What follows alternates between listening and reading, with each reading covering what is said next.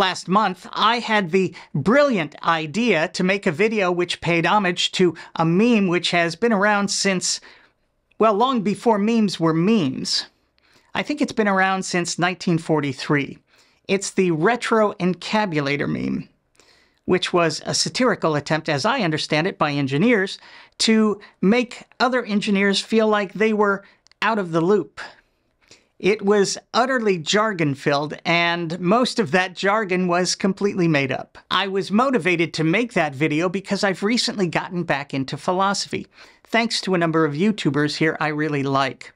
Nathan Orman, James Fodor, Joe Schmidt, and Tom Jump, among others. I was consumed by philosophy when I was younger after leaving religion. I really wanted to know how to think clearly, and I thought philosophy was my best shot at the time. I do think it served me well, but I ultimately found it unproductive and somewhat tedious. The other reason I've gotten back into philosophy is because of what I do here. I kinda had to. Christians, clearly unable to provide any evidence for their supernatural claims, have lurched their way back into philosophy with a bullet, as a kind of backstop. Hey, we may not have what it takes to demonstrate our supernatural being and our supernatural claims, but Squirrel! Boy, we've got some pretty good arguments. Take a look at that Kalam. Squirrel! Ain't she pretty? Of course, Christianity has a long history tied to philosophy, so I'm not suggesting this is anything new. It just seems to be taking over modern apologetics. The days of telling people to just have faith are clearly over. So that gives you the broad picture. But more specifically, I finally got around to looking at Inspiring Philosophy's digital physics argument, both his videos and then some of the debates he's engaged in with folks from my tribe. If you're unfamiliar with the argument, you might want to check it out. Just know that it's what sent me over the edge, where I felt I had to make that video. And let me just start off by saying that I admire Michael from Inspiring Philosophy. I really do. There is no one of whom I'm aware who is working harder in the Christian apologetics industrial complex than Michael. I'm not even slightly kidding. This kid is clearly reading his ass off and stretching the hell out of his brain. He's grasping at all kinds of stuff from here and there and then smushing it all together in some very creative and clever ways to try to make everything fit. And while he's clearly a very smart guy, he has no degree in physics or any related field as far as I'm aware. He's working on a philosophy degree. Of course he is. But my favorite thing about Michael, especially in a debate situation, is his unrivaled ability to name drop and quote mine. This kid can throw out the names of obscure physicists and the paragraphs supportive of his ideas like he's Nolan Ryan at the 1969 World Series. It is seriously impressive. For all I know, he's nailed it. Michael might be absolutely right.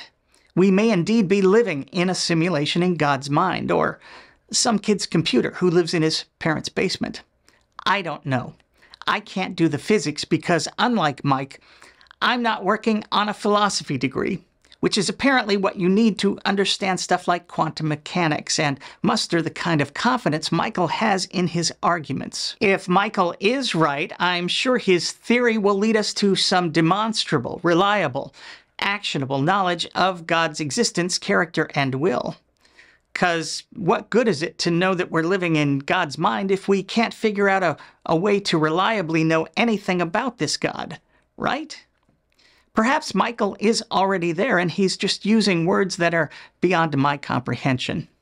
Maybe future generations will find his arguments obvious. If not, it's a little sad. And not just because it's an awful waste of time and a life. It's sad because, and this is true of the entire Christian apologetics industrial complex, it's sad because these folks aren't so much practicing philosophy as they are prostituting it. Philosophy should be a way of seeking truth. According to Plato, Socrates said, "I know that I know nothing." These folks, they know it all. They're not seeking anything but a way to dress up the unimpeachable knowledge they've acquired from a ghost who speaks to and through their hearts and who simply cannot be wrong, even when the evidence is stacked against them.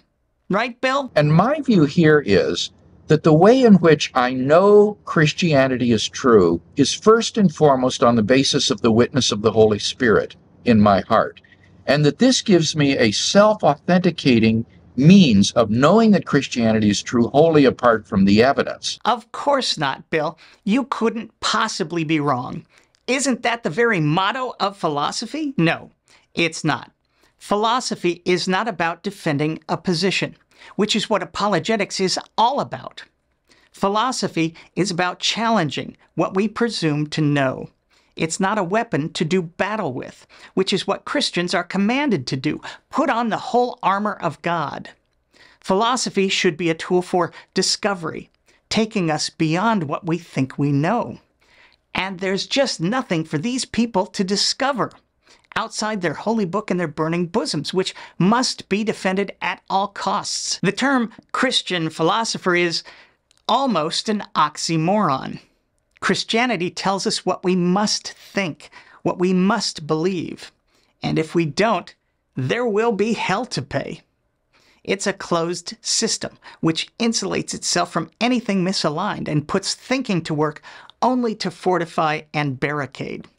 Faith, the very heart of Christianity, never looks inward with misgivings or hesitations. It doesn't question, and it doesn't doubt. It rushes in headlong where even angels fear to tread, like the hallowed grounds of genuine philosophical inquiry.